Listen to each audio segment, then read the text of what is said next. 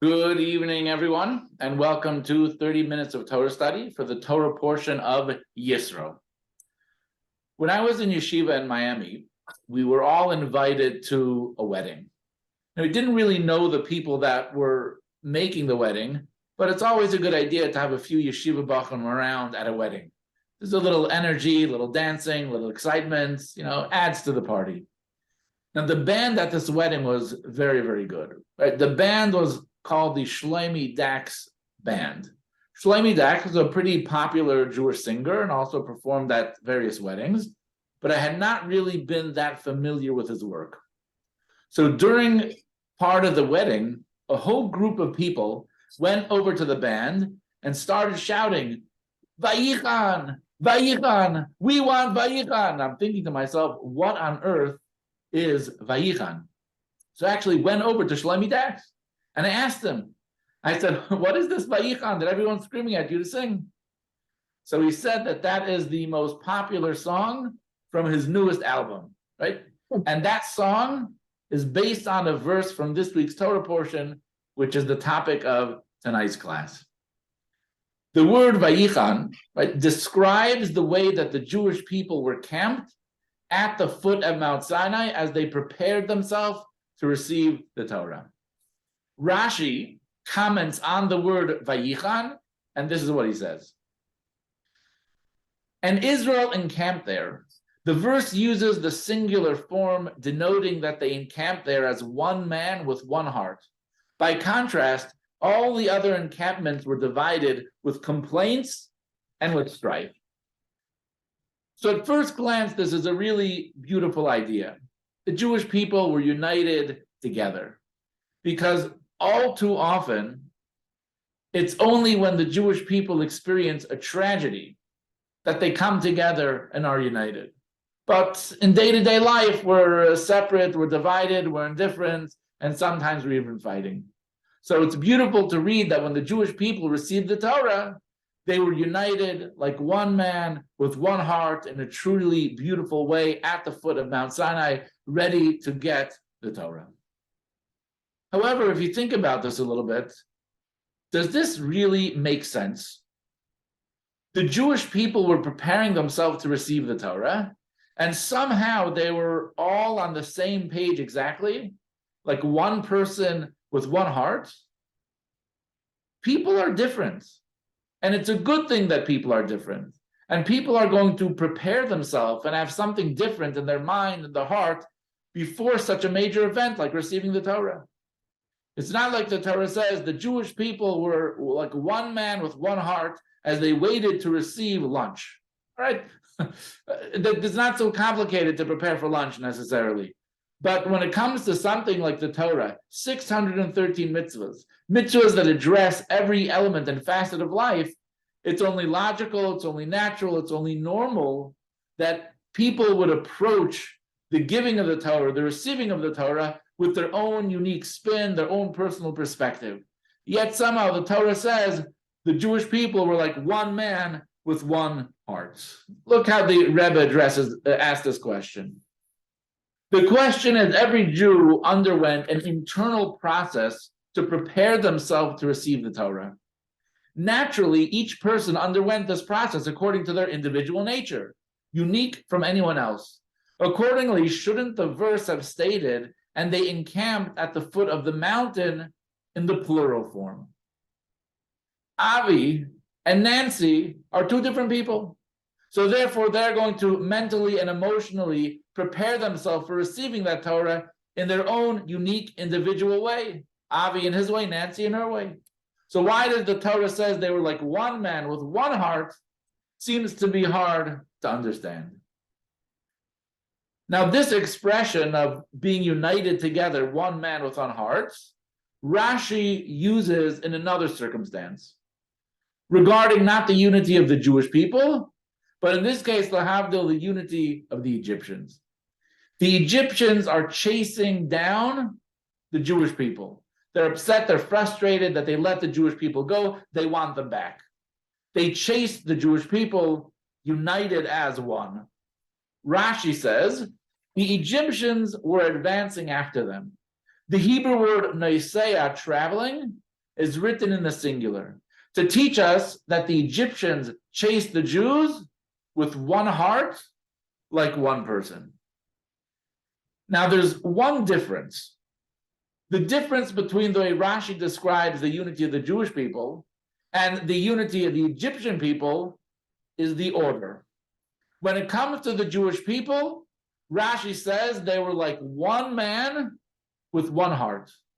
When he describes the unity of the Egyptians, he says the Egyptians were like one heart, like one person. Why the difference? Why does he reverse it? Why the Jews, one person first, heart second, when it comes to the Egyptians, heart first, and the Egyptian second? The answer is because the Egyptians, when it comes to the Egyptians, they were not necessarily united as one as a people. What brought them together? It was their heart.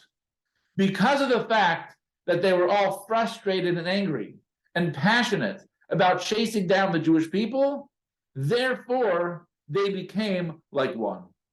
So it's their one heart, the one agenda, the one cause, the one need that brought the Egyptian people together. Therefore, Rashi stresses they were like one heart. Because they're like one heart, united for a particular cause, it was as if they were one person. However, when it comes to the Jewish people are one. The Jewish people essentially, on a soul level, are absolutely one. Because of the fact that the Jewish people are inherently one, therefore their heart was also able to be one as well and focused on the same thing.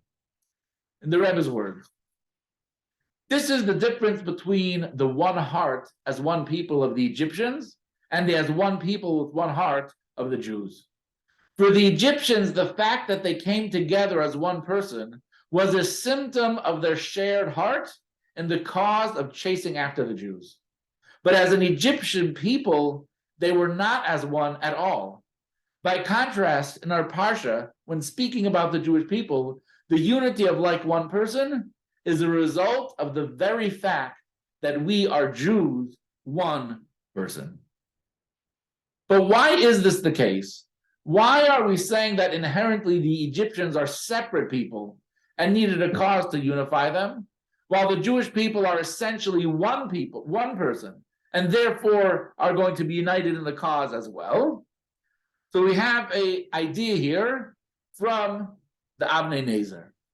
The Avnei Nezer writes, because the Jewish people are inherently one people at their source, the only thing missing is for them to actualize that in their hearts and desires.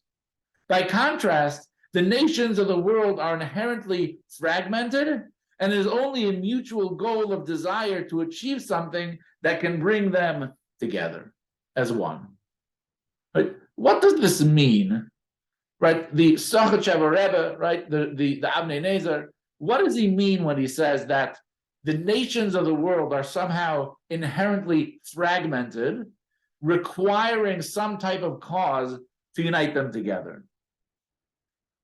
From a Jewish perspective, and even from a secular perspective, you look at the world is fragmented, the world is divided. Not just because there are so many separate individual things, not just because there's so much stuff, but inherently and essentially, the world is a fragmented place. One of the ways you can see this in science, and particularly in physics, is that there is a search for what's called the theory of everything. Because there's a lot of different theories that explain how the world works, but nothing explains how everything works. You might understand how something works in one area of science, but in another area, things function in a completely, totally different way. Because the world is divided, the world is fragmented, the world is separate. It is the biggest of problems. It is the smallest of problems. At present, physicists have two separate rule books explaining how nature works. There is general relativity, which beautifully accounts for gravity and all of the things it dominates, orbiting planets, colliding galaxies, dynamics of the expanding universe as a whole. That's big. Then there's quantum mechanics, which handles the other three forces, electromagnetism and the two nuclear forces. Quantum theory is extremely adept at describing what happens when a uranium atom decays or when individual particles of light hit a solar cell. That's small. Now for the problem. Relativity and quantum mechanics are fundamentally different theories that have different formulations. It is not just a matter of scientific terminology, it is a clash of genuinely incompatible descriptions of reality. All right. So here we have this incredible presentation that from a scientific perspective, the world simply is fragmented, it is divided in such a way that we cannot unite everything that we see and know. Rather, everything we see and know is actually in conflict with each other. So there's this great pursuit, there's a great drive, if they can somehow figure out the theory of everything, something that Albert Einstein dedicated a lot of his life to figure out, but ultimately never did. And according to the Torah, a strong argument could be made that they never will, because the theory of everything doesn't exist, can't exist. Why?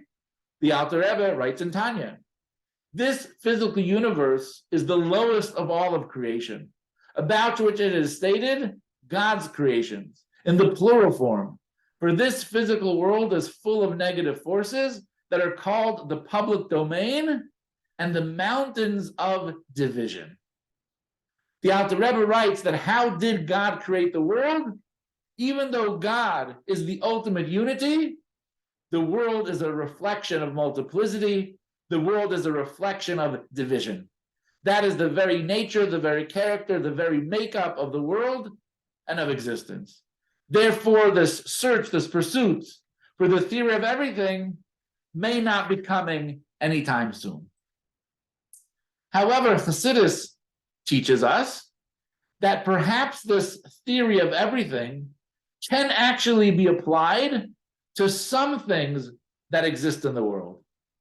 Because we know that God is the ultimate unity, that which is absolutely one in the most truest, the most real sense. Therefore, anything that is connected to God, anything that's a reflection of God, anything that you would consider to be holy, divine, godly, also therefore is a manifestation and a reflection of the unity of Hashem. And in here we find the difference between the Jewish people and the Egyptians. As we just said, the world is fragmented. That's the way God created the world. Normal world functioning and operating is division, is fragmentation, is multiplicity. Therefore, when you have a nation that's called the Egyptian nation, the people who live in Egypt are going to be fragmented. They're going to be divided because they are normal human beings. And that is how normal human beings operate. We are inherently and essentially divided. We can rally around a cause. We can all get on the same page, but creation works. You are you, I'm me, we're different people, different motivations, different desires, different families, and therefore we go our own way. Can we be united? We can. But our natural state of the world is division. Jewish people, however, are different. The Jewish people have a unique spiritual makeup. The Jewish people were created to be a light unto the nations, to shine the wisdom, the beauty, the holiness, the godliness of Torah into the world. The Jewish people were given a soul, a unique, special, godly soul.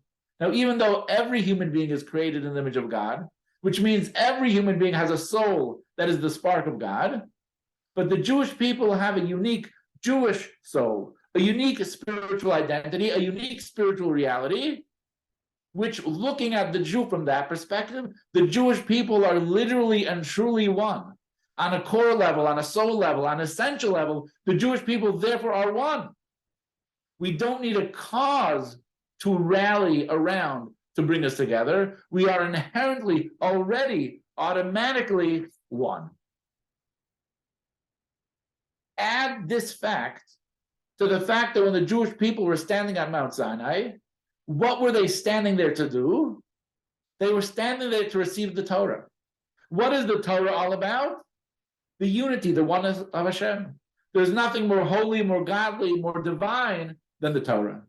So therefore, when you have the Jewish people who are inherently one, standing at the foot of Mount Sinai, preparing themselves to receive a Torah, which the Torah is inherently and essentially one, therefore it's pretty accurate that you could say that at that point in time, even though the Jewish people have their own opinions, attitude, perspectives, and character traits, their oneness and unity, standing before the oneness and unity of the Torah, resulted in that common cause. It resulted in their hearts were one as well. In the words of the Rebbe, how is it possible to unite Jews to prevent discord, distance, and of course, to prevent any animosity and fights? All the solutions pursued thus far, all the plans, the parties, the big ideas, none of them are able to dissolve the differences that exist between cultures, countries, and people. The only thing that can unite the Jewish people, regardless of time and space, is opposite the mountain. Namely, the feeling that we're standing at Mount Sinai to receive the Torah. At that point, the walls come down, all disagreement and litigation dissolve, and we become one. The reason for this is that unity only flows from something that extends from the unity of God himself. God invested himself into the Holy Torah and its mitzvahs, thereby investing himself into the Jewish nation. This is what a Jew lives with. The Rebbe is saying something so powerful here, that how does the world work? Everyone is separate, different than their own person. To come together, you need a cause. You need a cause that everyone cares about. That will unite and bring people together. But when it comes to the Jewish people, that is not the case. It doesn't matter how different we are, whether an Australian Jew, a Sephardic Jew, a Jew from France, a Jew from New York, or a Jew from Milwaukee. Yes, we have different cultures, different languages, different preferences, and different attitudes. What is it that causes us to unite together? Our very identity, our very core. Any and all differences fall away in front of our united, in front of the unity, the oneness that we feel as Jewish people. This idea is reflected quite beautifully in an article that I just read on Chabad.org. Right? This article was written by Mandy Hakimi. So who is Mandy Hakimi? She is a girl who started coming to our Chabad house in Olympia. Right? Then she married a wonderful lawyer from Chicago, moved to Chicago. Right? They've come up to the shul on multiple times. They were here for Sender's Bar Mitzvah. They came on a few other Shabbosim. Her husband joined us for the steak and scotch. Really nice family. In the article, she writes that she went to Australia for a few years to teach at a university. And this university had a lot of foreign students, including many Americans. And one of her colleagues at the university approached her and says, "Do you feel at home here because there are so many Americans?" And her response was, "No, I don't feel a special, unique kinship because you have Americans from New Orleans, but she grew up in Boise, Idaho, right? She went to college in Boise, Idaho. She grew up in Seattle, originally from Olympia. So it's nice that they're Americans, but she doesn't feel a special bond, a connection, or a kinship." Where does she feel a bond or a connection and a kinship? Jews. When she meets a Jewish student, it doesn't matter where they are in the world. When she meets a Jewish student, doesn't matter the culture, the background, you just all of a sudden there's a connection. There's a feeling that they're family. She continues to write in the article. She spent some time in Uruguay. She spent some time in Argentina. And while there, she was invited to people's Shabbos dinners. She was a foreigner visiting the country. And at these Shabbos tables at people's homes, there were foreigners visiting the country. No one spoke the same language. No one came from the same country. Yet she said it was the most beautiful Shabbos dinner she ever had. Jewish people connecting with each other on a soul level, just being in their presence was so powerful, so incredibly beautiful. She describes being in Thailand, right? Having a coffee, and a few tables away, a person notices that she's wearing a Jewish star, and with the biggest smile in her face, calls her over and she says, "We're Jewish too." Never met them before, don't know them at all, but we're Jewish. There's a connection that people have automatically. She describes living in Chicago on Rosh Hashanah, walking to do the prayer of Tashlif. And they're at a street corner and there's a red light. The person in the red light jumps out of their car and says, "Oh, today is Yom Kippur, right? Happy Yom Kippur, Shana Tova." Sorry, not Yom Kippur, Rosh Hashanah, right? She says, good Yom Tov, happy Rosh Hashanah, I want to wish you a new year, and jumps back into the car.